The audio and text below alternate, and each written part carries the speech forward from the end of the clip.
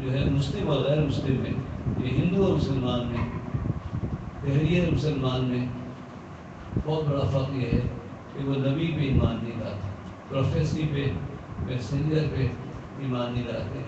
یہ کیسے ہو سکتا ہے کہ ایسا آدمی جو ہے وہ اللہ کی نمائندگی کرے؟ اور ہم یہ کہتے ہیں کہ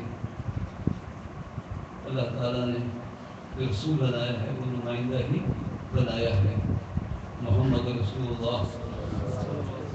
ان کے ساتھ والذین معہ اشداء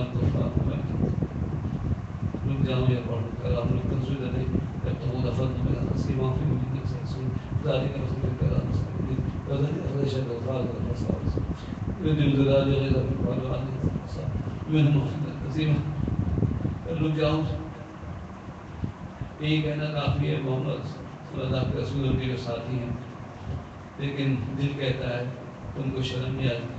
اللہ نے اپنے پیارے حبیب کی بات کی، اس کے دوستوں کی بات پہ بات کی، بات پہ بات کی، شان پہ شان بیان کی۔ اللہ اکبر، تم پڑھ بھی نہیں سکتے محمد رسول اللہ کہنا کافی تھا، باقی ساری باتیں ہم حضور سے پوچھتے تھے۔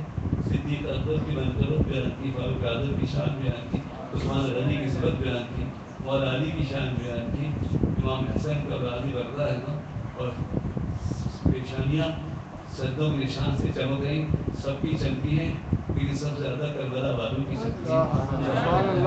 تو آپ اہل علم میں اس لیے جلدی رسی ہو جاتی۔ تو سورہ فتح کی آخری آیات میں اتنے سے حصے میں اتنے حضرات کا ذکر